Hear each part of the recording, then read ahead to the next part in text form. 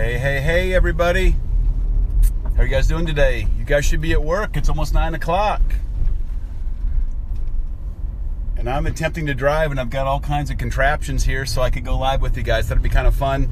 Had about a half an hour change in schedule here, and so I had a little bit of time. Thought I would say hello to all of you guys. Hey, Rachel. Hey, Jenna. Jenna, you should be working. Let me click on the wave there to you.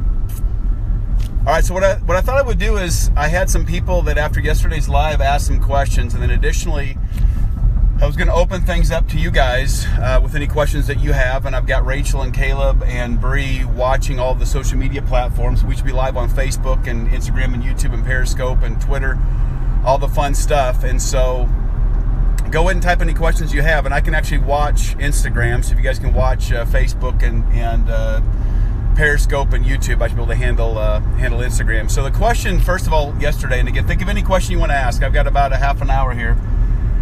So somebody asked the question about what do they do because they feel like they have a vision or a dream of what they want to accomplish, and it looks so out of reach, and they just don't know where to start. And so I know specifically we were talking yesterday about the financial aspect, but I'm gonna cover this with every single aspect of your life. The first thing is you have to realize it's not where you start, it's where you finish that's important. I've heard so many stories, I've met so many amazing people that started in a much worse place than most of you that are watching this, and they made the decision one day.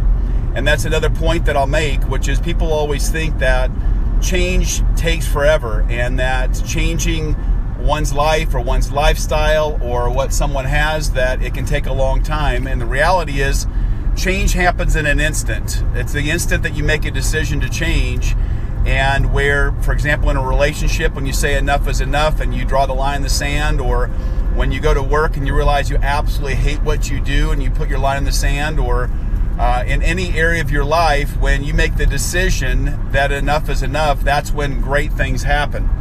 And what I want to share with you is something that we talk about a lot, which is you need to have a vision for what you want for your future. You want to have a dream.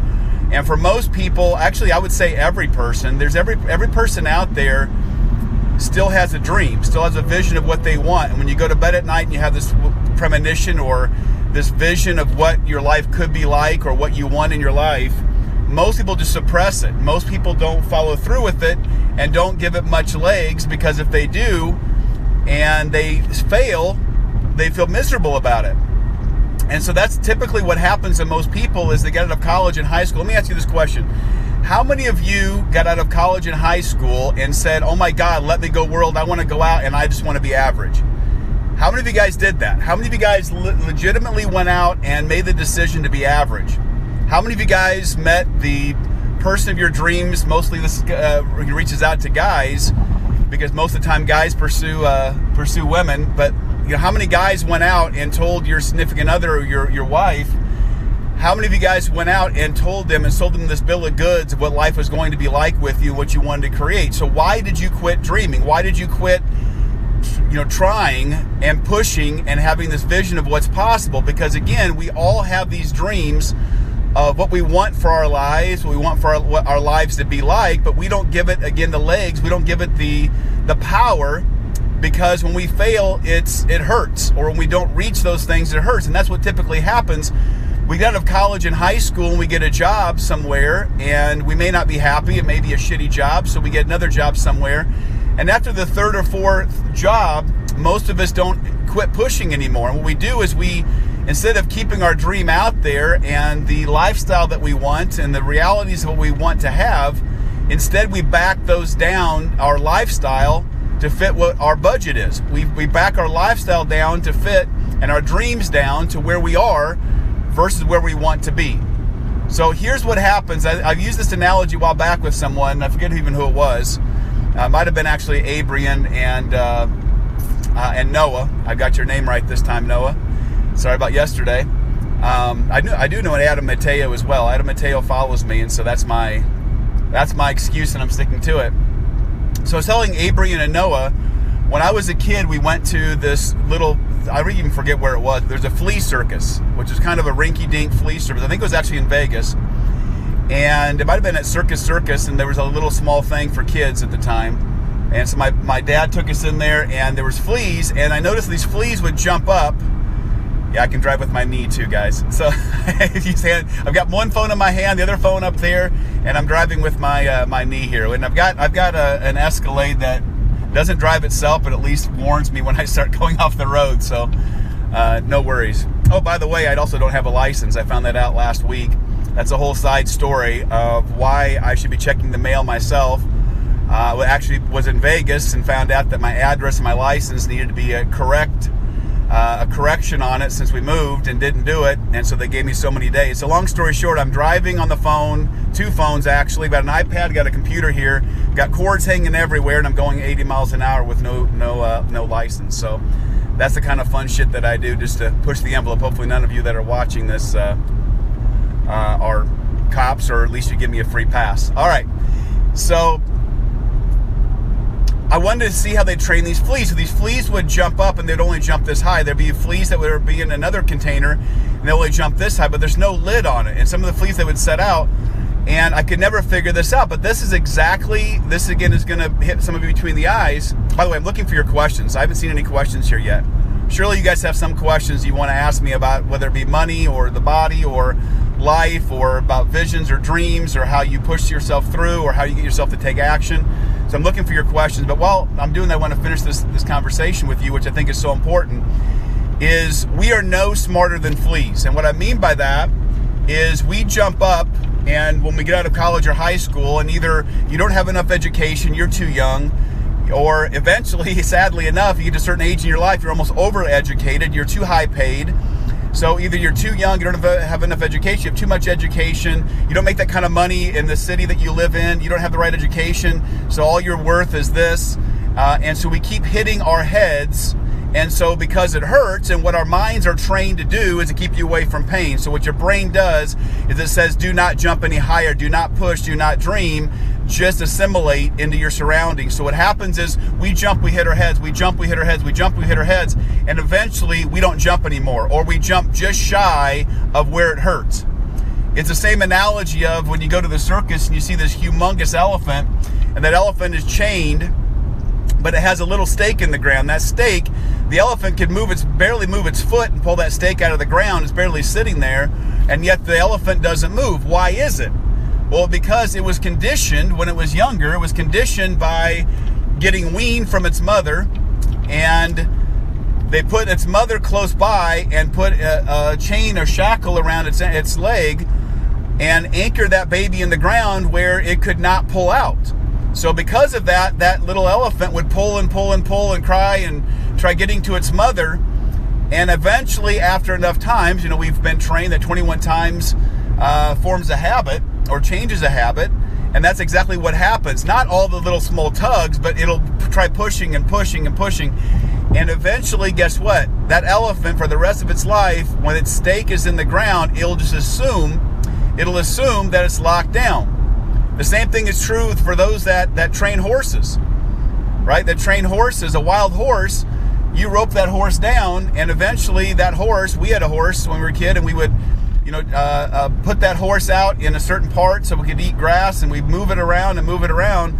That horse could just run and snap and pull that rope out and the stake in the ground and be free. How many of us are in the same situation where we could be free, the lid might be off, and yet we don't do it? How many of you guys have read the book, Who Stole My Cheese? It's a great book, Who Stole My Cheese? It's a really simple book, which is one of the books that I liked when I was younger.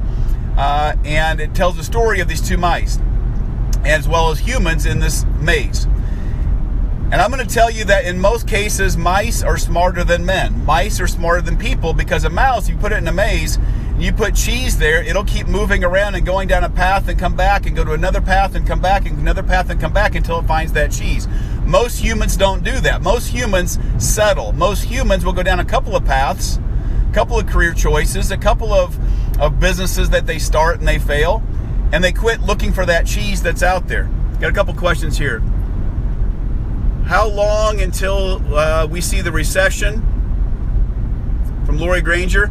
All right, so Lori's going back to the question that I had yesterday. Before I answer that, Lori, I'm going to say this: is that you got to quit you got to never stop dreaming.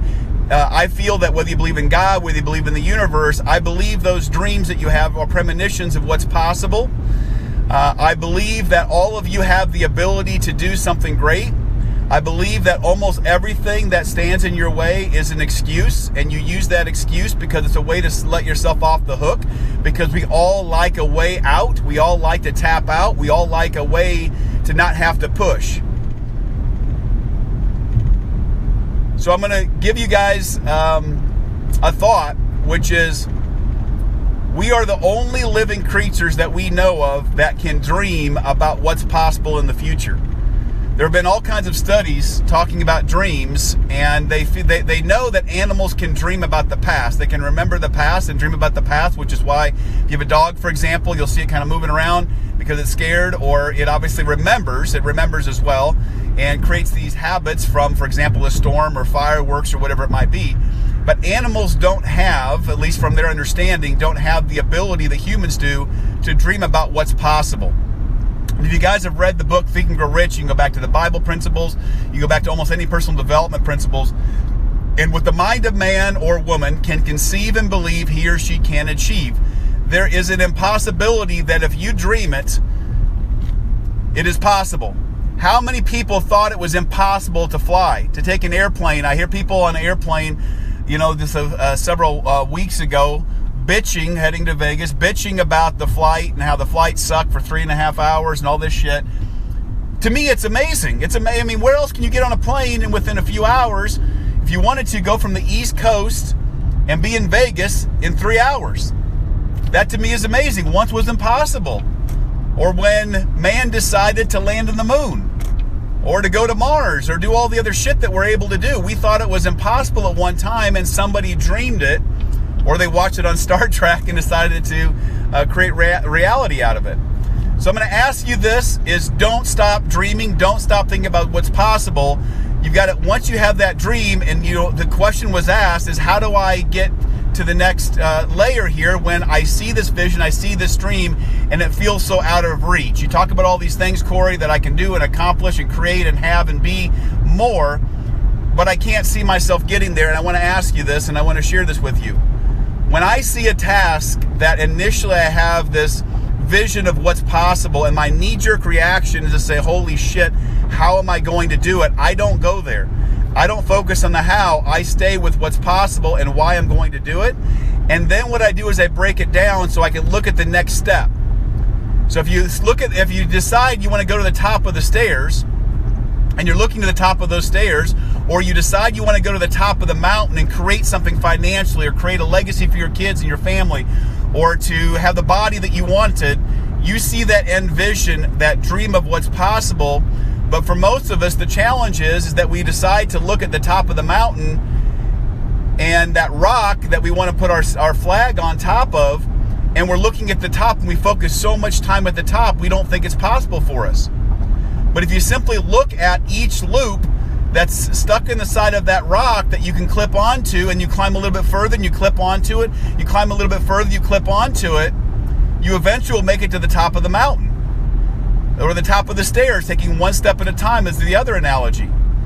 But on top of that, what you also have at your disposal, that we have at a greater disposal than we've ever had before, is you have other people that have done it. You have other people that have taken the same path that we're talking about you taking, whether it be financially, personally, your body. There's so much access to information. You can YouTube anything you want. You can find any course, any program. This is the age of education, what I call education hacking. You can shortcut anything. You can Google anything. You can find the answers if you want it bad enough. And then so on top of the fact of you have somebody that's gone before you, and now instead of you having to go to the next part of the rock and take a hammer and poke your little hook in there to go to the next one and then do the same thing again, you already have that path lined out for you. All you have to do is find the experts in every area of your life. They already have that path. They already have the hooks in the side of the rock, and be willing to go and fight. It's still going to be painful. It's outside your comfort zone. Fight for the next rung. Put your clip in it, and then look at the next one. And then look at the next one, and look at the next one. Because what I found out and this has taken me many years to figure out, is what makes you happy is not reaching the top of that mountain. What makes you happy is that it will for a short period of time. It will make you happy for a week, a day, a month. Very seldom longer than a year are you going to be happy with achieving that goal or that vision. Trust me, when my goal was $1,000 a day. When I hit that, it was $4,000 a day. Now it's $6,000 a day. My goal is $10,000 a day within 2020 that I'm pulling in personally. So you always want more, but you know why you want more? Because it's about progress. The secret to life is progress. So don't look at the end result. Yes, the end result is what's going to motivate you to have the, work out and work on your body and eat right and all that shit. Or whether it be, you want to have a side hustle and create business when you hit the first rung of that, of hitting your first $100 bill, your first $1,000, your first $10,000, your first $100,000, your first $1 million. Those rewards you want to focus on. But what you realize is it's who you become by going through the path. Who you become by getting to the top of the mountain. Who you become for earning that car. Who you become for achieving something. That is what the gift is. And what I've learned is what makes me happy is not the end result as much as it is what makes me happy is true progress. Is seeing myself moving forward in every area of my life. So that's what I want to encourage you to do.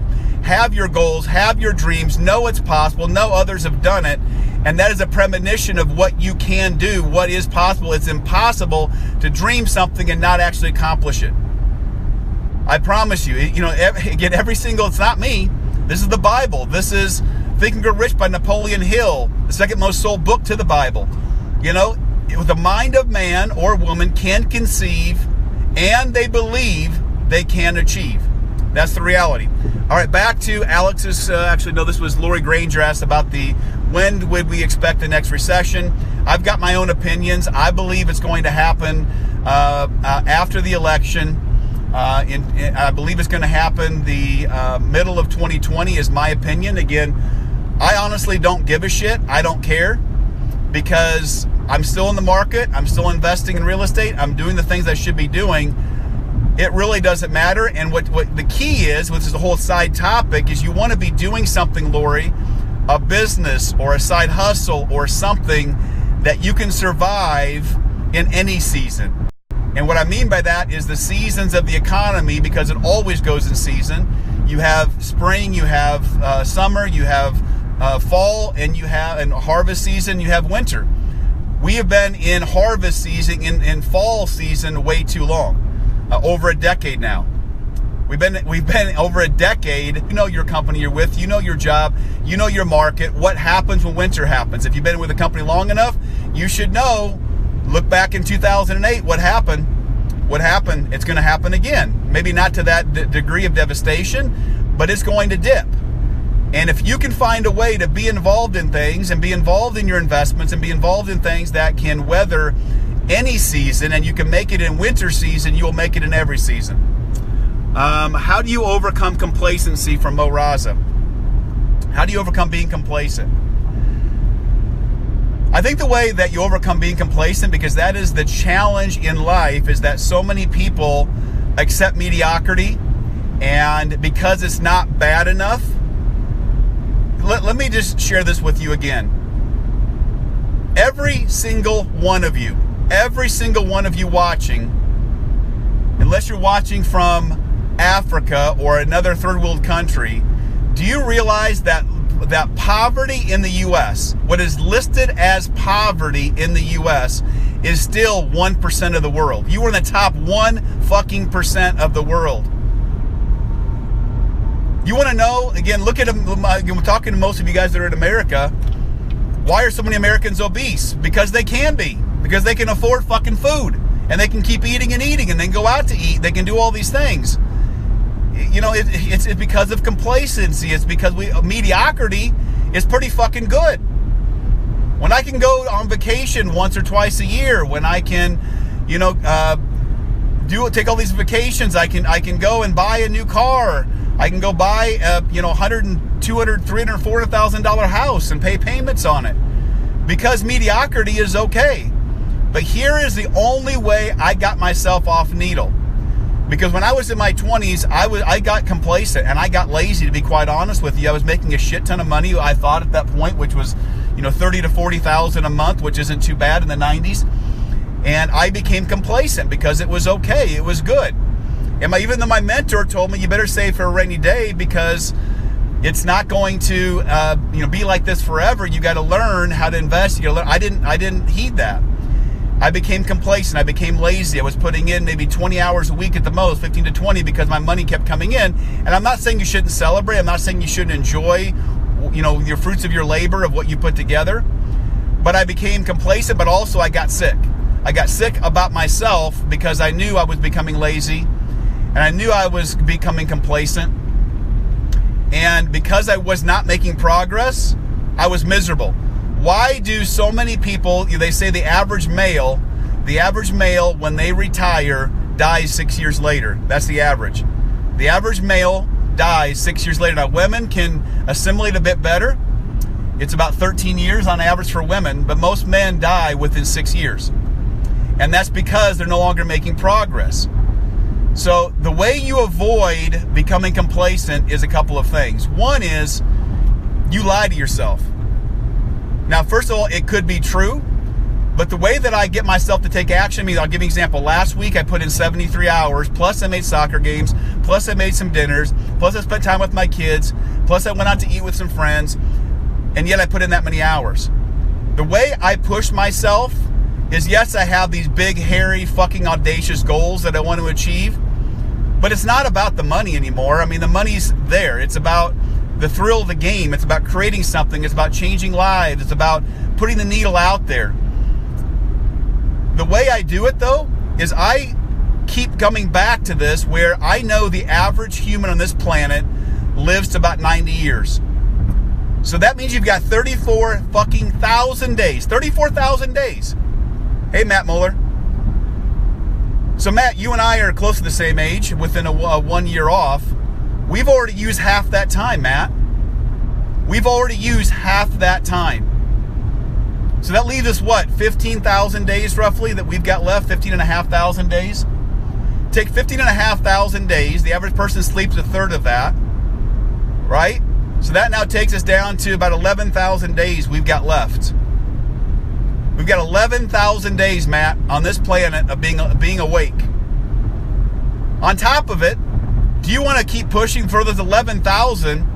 You've got maybe 10,000 left. 10,000, those 11,000 that you want to keep pushing. For most of us, we don't want to keep, I'm not saying don't do things. We may not want to push this hard when we're 60 or 70 or 80. I know that I don't. I want to enjoy myself and do amazing things, but I also want to travel the world. I want to see the world. I want to do all kinds of fun things.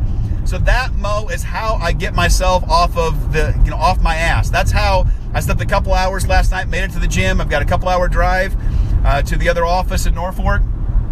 That's how I do it, is I tell myself, Kori, how are you fucking using this day?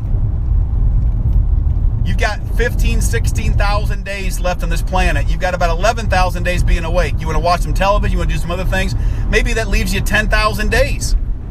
10,000 days. Now, if that doesn't motivate you to say, hey, I've got to get off the needle, because I will tell you, the worst thing ever, in my opinion, the worst thing ever, and I'm not saying what you believe, whether I believe or you believe, whether it be as the universe, whether it be God, how you believe, but my belief isn't reincarnation. So unless you believe in reincarnation, you got one shot on this planet. And I don't think God put you here, or the universe, that you're here, that you were made to be average. I don't think you were made to work a fucking 3/4 the day, hate your life, hate your job, and live the other 4th and still can't get by. And at 60, 65 years old, your family puts you in a nursing home at 60 or 70 because they can't take care of you. I'm not going to fucking go down without a fight. I'm going to have enough money and enough situation to where I can live the life that I want. And my definition is doing what I want, when I want, however I want, with whomever I want, at all time of my life, which means I know that I've got to create this nest egg. And I'm going to give you guys this is CNBC telling you this, to live a healthy life in this country, and live in a fairly abundant life, have $100,000 a year, all through retirement. That number to you is 5 million. I believe the number is 10 million. I believe the number for retirement to enjoy your life and do the things you want to do is $10 million, which means if you're not there and you're living paycheck to paycheck, you got to fucking do something different.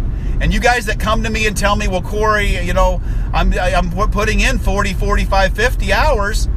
Well, what are you doing from 7 o'clock till 2 in the morning? Because that's the shit that I do. That's the shit that gladiators do. That's the shit that people that make a difference do. You look at Elon Musk. He says it's not that hard to move forward. When I put in 90 hours a week, within 4 months, I've worked more than the average person does for the year. So I get 2.5 years out of my year. Now, I'm not saying you have to do that. I'm simply saying if you're not happy with where you're at, and, you know, God forbid, we all know we could die. We could die next year. We could die in 2 years. So in my opinion, your choices are either take a slow hatchet, a slow saw, and I use a stupid analogy, but it's something that triggers in my head. And I use these analogies. This shit that I'm talking about, I don't change. I train my brain that if I knew I had to lose my thumb, so I knew I had to pay a price in life. And depending on your lifestyle and what you want, you have a higher or lower price, I know I have to pay a price. So if I knew I have to pay that price, or I knew I had to do the things I didn't want to do and slowly saw my thumb off, versus take a hatchet and chop the sucker off, or spend the next 5 years, work hard for a season, don't fucking sleep much, push my body to the limits, and as the Navy SEAL that taught me said, when I think you're 100%, you're only at 45%. You've got another gear in you. And I believe that to be true. I believe that to be true. I believe you have another gear in you. I believe that you can push beyond what you're doing now if you have a big enough reason to do it. If something happened to you in a year, something legitimately happened to you in a year and you were gone, number one is, would your family be set? Would your family have the ability to, again, I'm not saying give them everything, they have to learn, but here's the thing is there's plenty of other challenges in life besides financial challenges. And wanting to give your kids choices, wanting to give your kids a better life, or your grandkids. What are they going to say about you? When they plop you in the ground and you look at your gravestone has the year you were born, for me, 1974. It's got a dash in the middle. It's got the year that I die. And my whole life was fucking wrapped up in that dash. And I, for one, am not going to go down without a fight and say, well, yeah, he was a good guy. I'm going to go down saying he was a fucking warrior, and he plowed the way, and he helped others to do it. And I'm saying to you, you have the same ability. It sucks when you're sitting at the bottom. Like Les Brown said, you're going to get knocked down. It's not whether you are or not. It's not whether you're going to get knocked down multiple times. It's whether you land on your back, because at least if you can fucking look up, you can still get up. And that's my belief. It's not about where you are, it's where you're going. And what you got to do is start getting momentum. Success loves speed, momentum, and massive action. Get those things going on in every area. Your health, your body, your finances, your side hustle. You got to figure out a way to do it. It's not going to be easy, but it's going to be worth it. And the process is very simple. You find out who's already done it, and you model what they've done. All right, that was my rant for 30 minutes. Thank you, guys. I've got a 9:30 call, and I just want to say how much I appreciate you. I love watching you guys progress. I love those of you who are part of the group, the Body Unlimited Energy. I love watching you progress. I love watching people and the inbox messages that you guys send me. That's what motivates me to keep pushing. Hope you guys got some value out of this, but I want to say this: don't stop dreaming. Don't stop dreaming, because when you were laying there, let's say you died, and you have 3 people standing there, which are all you. And they are the ones or the opportunities that you missed throughout your life, the chances you didn't take, the pushing you didn't do. And they're asking you, why didn't you step up? Why didn't you put me in, coach? Why didn't you put me in? And I'm the version of what you could have been. That's regret. That's regret. And you don't want regret. I don't want regret. Push yourself outside your comfort zone. Do what's possible. Have an amazing Tuesday. Have an amazing week. Talk to you guys soon. Bye-bye.